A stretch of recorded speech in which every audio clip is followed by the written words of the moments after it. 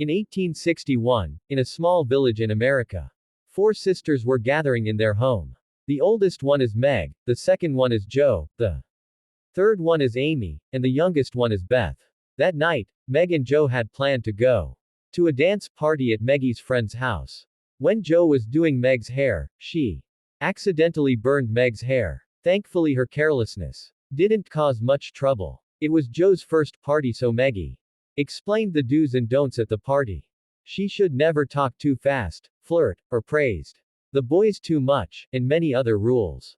During the party, Jo didn't do anything besides watching her sister dance with her friends. Differently from Meg's graceful nature, Jo's character was the exact opposite. She is tomboyish, careless, and introverted. Bored with the party, Jo then looked for a quiet place to take a break. She then met a boy named Laurie.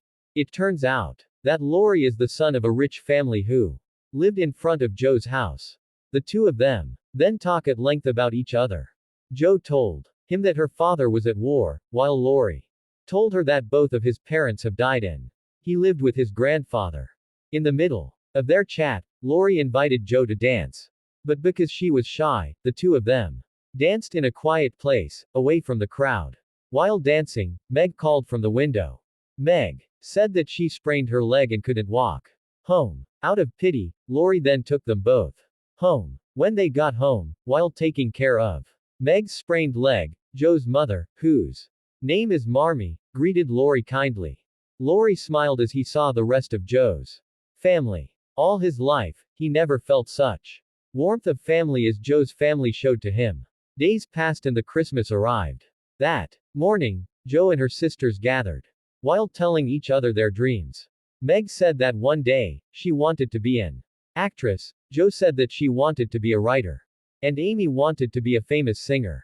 Meanwhile, Beth's dream was not as ambitious as her sister's. She only wanted to be able to play piano to entertain her sisters and mother every day. Hearing that made her sisters move and hugged her. An hour later, their mother showed up.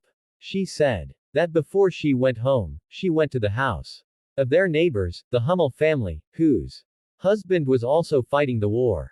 She saw that the Hummel family had not eaten since yesterday. Even to warm themselves, the children had to sleep in one bed, hugging each other. If possible, Marmee would like to give some blankets and all the food at their home to the Hummel family.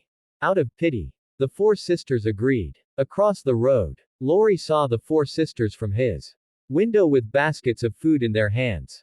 He knew that Jo and her sisters wanted to share their food with others who needed more. When they came home far away, they were surprised to find lots of food on their table. Their family maid told them that before they returned home, Laurie and her grandfather came and gave them all the food. Amid the joy, Marmee took out a letter sent from their father. The four sisters gathered to listen to Marmee. Even though their father was not there, this Christmas felt like the happiest Christmas for their family. The next day, Jo went to see her aunt. She visited her aunt once a week to learn the manners of noblewomen. Her aunt was a rich and stingy spinster, but even though she is stingy, she cared a lot about her nephews. That was why she wanted to teach Jo to behave like a noblewoman, so she could get a rich husband one day. Despite all that, Jo didn't seem to want to get married. She just wanted to live like her aunt. Become an independent woman who gained all she wanted, all by herself. Meanwhile, her aunt wanted to inherit all her wealth for Jo when he passed away. One night, Jo and Meg were invited to watch a play with Laurie and Laurie's private tutor named John. While they were getting ready, Amy asked to come with her. She really wanted to meet Laurie, because she had fallen in love with him since the first time she saw him when he took her sisters home. Sadly, they didn't have enough tickets, so Amy had to stay. In the theater, John kept staring at Meg. Four of them looked happy enjoying their night together. But when they got home, Jo realized that her handwritten novel had gone. Jo was sure that Amy was the one who hid her novel. Jo argued with Amy and suddenly, Amy said that she had burnt the novel because she was jealous of her. That words from Amy made Jo angry and beat her sister. Luckily, Marmee came to separate the two of them. After the situation calmed down, Marmee told Amy to apologize, but Joe didn't want to forgive her yet. The next day, during breakfast, Joe was still annoyed at Amy and kept away from Amy. Not long after, Lori came to invite Joe for a walk. Amy, who felt guilty, then asked Meg how to get Joe to forgive her. Meg told Amy to go after Joe, but don't say anything until Joe smiled. Amy immediately went to chase after Joe, but in the middle of the road, while crossing the frozen lake, the ice broke and Meg plunged into freezing water. Seeing her sister in danger, Joe and Lori rushed to save her. Thankfully, they managed to save her and brought her back home. That night at the house, Joe confided to her mother about his anger issue. Her mother told her that despite her patience, she once had an anger issue, just like Joe. Her mother said that if she tried, she was sure that Joe would be able to control herself too. Months passed and now, Joe and Amy had made up. In the afternoon, Lori took Joe and her family on vacation to the beach with John and Lori's friend Fred. Meg and John's relationship seemed to be getting closer, likewise with Joe and Lori. Joe even had a special call for Lori. Amy was not jealous of Joe anymore, but she still liked to paint Lori from the distance secretly. The next day, when Marmee was at work, she got the news that her husband, who has just returned from the battlefield, was being treated in the hospital. In a panic, the four sisters, Lori, and his grandfather, helped Marmee to get ready to go to the hospital. Before leaving, Joe gave quite a lot of money to her mother. Marmee asked where she got that much money. Joe then replied that she had sold her hair to the saloon while taking off her hat. Seeing her daughter's sacrifice, Marmee was very moved. 3 days passed but Marmee had not returned from the hospital. That morning, Beth asked her sisters to accompany her to see the Hummel family. Since their mother left for the hospital 3 days ago, the Hummel family must be starving because no one gave them food, but instead of hearing her, her sisters were too focused on their stuff. Beth decided to leave for the Hummel family's house alone. Before she went there, she went to Lori's house first. She gave a pair of shoes to Lori's grandfather as a thank you for helping their family from time to time. After returning home from the Hummel family's home, her siblings showed her a piano. Turned out, Lori's grandfather gave it to her as thanks for her present to him. He also sent a letter with it, saying that the piano was nothing compared to Beth's gift. Beth was so moved she then rushed to go then hug the old man. Lori's grandfather said that Beth reminded him of his late daughter when she was just a child. Amid the chat, Lori's grandfather realized that Beth was having a fever. At night, Beth was examined by the doctor. The results showed that Beth was suffering from flu. And if they were too late to handle her sickness, Beth's life could be threatened. The doctor also explained that this disease is easily transmitted to people who had never had the flu, so for a while, Beth must be quarantined. Meanwhile, Amy, who had never had the flu, must stay with her aunt for a while. 2 days later, Amy was still staying at her aunt's house. When she was painting, her aunt looked at her and found her gracious nature. Her aunt then asked her if she wanted to replace Joe to come to her place every week. Her aunt thought that compared to Joe, whose nature was tomboyish, Amy was more elegant and is perfect to be a noblewoman and become her successor. If Amy agreed to be a good girl, her aunt will guarantee her future. Hearing that, Amy, who was still innocent, smiled and happily agreed. On the other hand, Beth's condition seemed to be getting worse. Her sisters didn't know how to treat her flu. They then decided to call their mother to go home to take care of their sister. Hours later, Marmee came. With her tenderness, she managed to take control. It was late that night but Marmee was still taking care of Beth. The next morning, when Joe woke up, she panicked because she couldn't find Beth in her bed.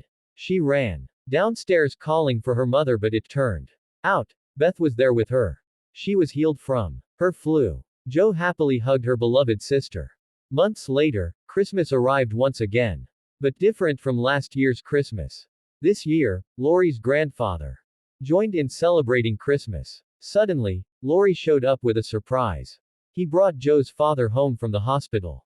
Months passed and today was Meg and John's wedding day, but instead of being happy like the others, Joe was actually sad. She then asked Meg to run away with her so that Meg could chase her dream. Instead of getting married. Hearing that, Meg smiled and said that she didn't have to do that. Meg said that it was her choice to marry and abandoned her dream. Meg said that being an independent woman doesn't mean one should not fall in love. She had made up her mind and Joe had to respect her decision, even though deep down, she couldn't accept how her sister abandoned her dream to get married. After the party, Lori invited Joe to chat with her, just the two of them. At that moment, Lori dared himself to propose to Joe, but instead of being happy, Joe was angry. She said that she never wanted to fall in love from the very start. She just wanted to be an independent woman who was successful in making her dreams come true. For Joe, Lori was just a brother to her.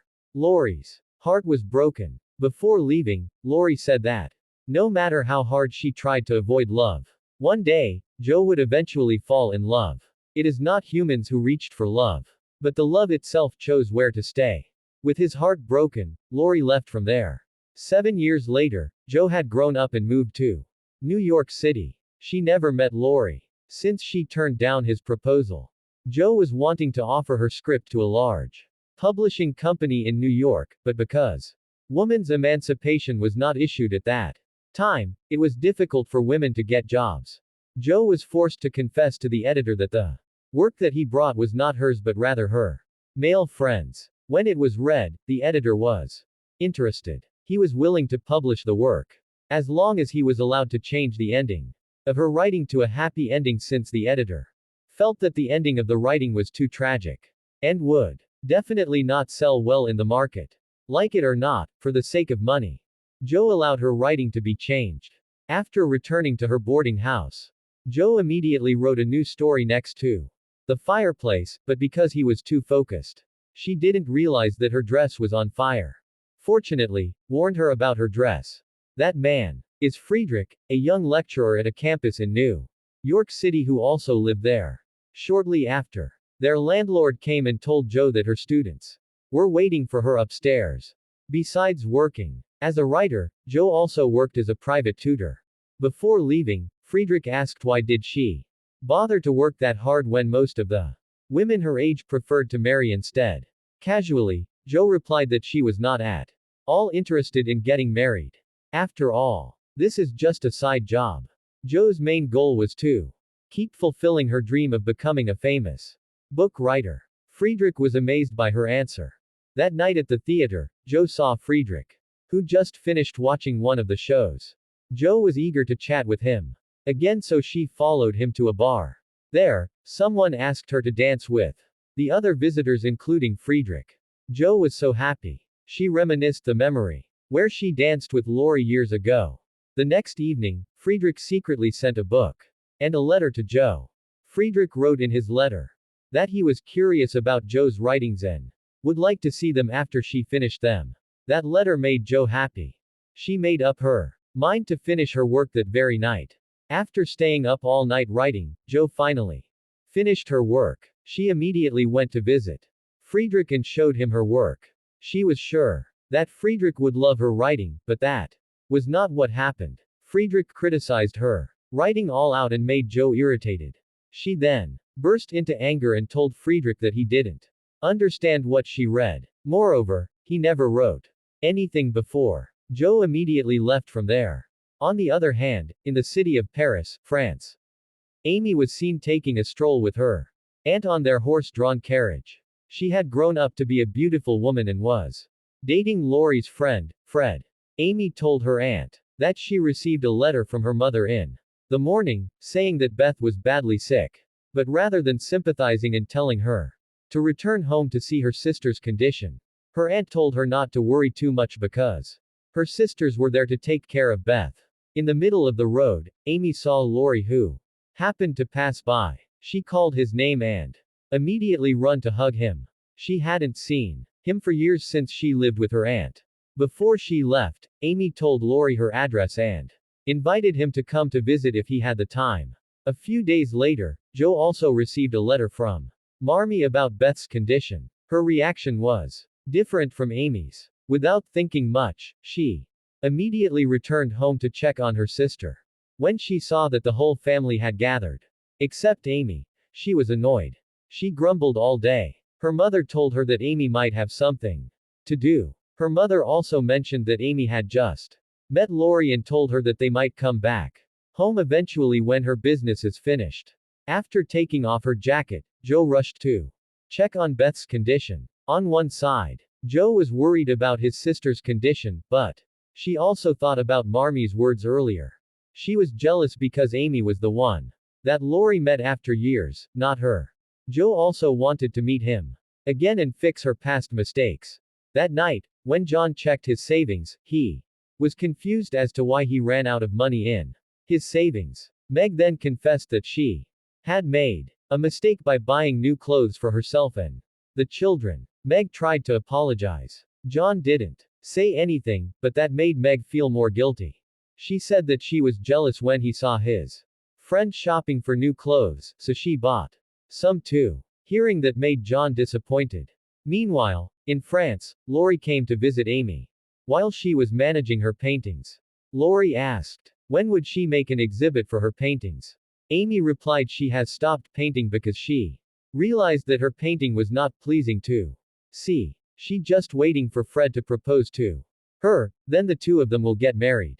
During the chat, Lori was mesmerized by Amy. She looked prettier than back when they were younger. In the middle of the chat, from the window, Amy saw Fred coming. Before welcoming Fred, Amy asked Lori how she looked. While smiling, Lori said that she was stunning. Days passed. When the two of them met again, Lori asked Amy to paint him. After finishing the painting, Lori accidentally saw an old painting of him. Amy said that he painted it back when they were on vacation on the beach 7 years ago. Lori realized that Amy had feelings for him for years, but he never realized that. At that very moment, Lori immediately dared to propose to Amy and told her to leave Fred if she still loved him. Hearing that made Amy cry. She knew that she was just a release after Joe rejected him. Amy immediately left him alone. The next day, Amy's aunt told her that Lori had just come to say goodbye. Lori had planned to move to London and would not come back again. Amy didn't say anything. Deep down, Amy still had feeling for Lori. But she didn't have the heart to hurt Fred's heart. Amy had a dilemma, until finally. In the afternoon, when Fred proposed to her, Amy refused his proposal. Hearing Amy had rejected a man as rich as Fred, her aunt was shocked. On the other hand, Joe took Beth to the beach. Joe told Beth that she would stop writing and was going to focus on taking care of her. Hearing that, Beth disagreed. Beth said that she wanted her sister to continue writing if she wanted her to be happy. After that, Joe was determined to write the best novel story he had ever written. The next day, when Joe was taking care of Beth, she saw Meg and John in front of their house. At first, Meg thought John was going to scold her again about the new clothes she bought yesterday. But it turned out that John was sorry and promised that he would try to find extra money so that Meg could buy the nice things. She was so moved. She then said that John didn't need to look for a new job. As a wife, she should be more grateful to accept whatever his husband's condition was. From inside, Joe was touched to see what happened between Meg and John. She was happy for them. But suddenly, Beth had seizures. Her sickness was much worse than what happened 7 years ago. That night, Joe slept next to Beth while crying and kept holding Beth's hand. Joe kept telling her to stay alive and fight for her health. The next morning, Joe was surprised when she couldn't find Beth in her bed. She immediately ran downstairs to the kitchen to look for her. There, she only found her mother crying about something. Turned out, Beth had died. After Beth's funeral, Joe packed up her things. Shortly after, Marmy came and the two of them then had a long chat discussing Joe's dream to become a famous writer. But Joe didn't seem interested at all. She said that she had been alone for too long, and that she might need someone to lean on. She said that if Lori came and proposed to her, she will accept his proposal right away. The only thing she needed was to feel loved. She didn't even care if she could love the man or not. Marmy told her that she still had a lot in life, and it will definitely be much happier if she could also love the man. Joe couldn't say anything to respond. Meanwhile, Amy was about to go home when suddenly Lori showed up. While crying, Amy said that she was sorry for not coming earlier to see Beth. She then invited Lori to come home together. But Lori refused. He had promised himself to stay away from Amy. Amy told him that she refused Fred's proposal the day before. Hearing that made Lori so happy. He kissed her right away and proposed to her. In the evening, when Joe was sleeping, Lori woke her up. He and Amy had just arrived. Joe smiled and hugged him, but her smile immediately disappeared when Lori told her that he and Amy had just married. Lori told a long story about his meeting with Amy and how they both decided to get married on the way home. Joe was shocked. He went out to calm his mind. Outside, he saw Lori's grandfather. When Joe asked what he was doing, he explained that he didn't have the heart to go inside. Since the first time he met Beth, he had considered her his granddaughter. When he found out that Beth had passed away, he was heartbroken. Hearing that, Joe held his hand and said that even though she was not Beth, she didn't mind being his friend too. After he calmed down, the two of them went inside.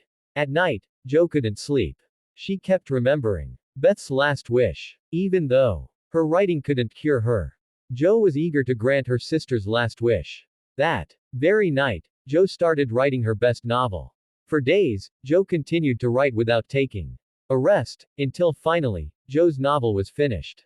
When it was time to send it to the publisher, Joe confidently wrote her name in there. She was sure, even though she was only a woman, she could be as great and even greater than men. The next day, while having breakfast, Joe's parents told her that someone was waiting to meet her. Turned out it was Friedrich. She was happy to be able to see him again.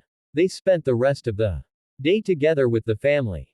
When Friedrich was about to go home, he said that he was sorry and said his purpose to criticize Joe's writing at that time was only because he wanted to motivate Joe to be able to write even better. Joe just smiled as she said that she didn't care about the problem anymore. She was just so happy to see Friedrich again. When Friedrich left, everyone asked why Joe didn't express her feelings. They knew from the look in her eyes, Joe must have liked him. Meg and Amy kept forcing her to chase him. They even took her to the station. At the station, when Joe met Friedrich, she immediately said that she loved Friedrich. Thankfully, Friedrich shared the same feeling with her. They then shared a very romantic kiss. Years later, their aunt passed away, but surprisingly, their aunt actually left all her wealth to Joe. Amy didn't look jealous at all. She was actually happy because after all, Joe was still her sister. Joe then turned her aunt's big house into a school. All the family helped take care of the school, including Friedrich. Not only that, but the novel written by Joe was also in the process of printing. The novel she wrote for his late sister, Beth. The novel that told the story of her family's life journey. A novel that she entitled, Little Women.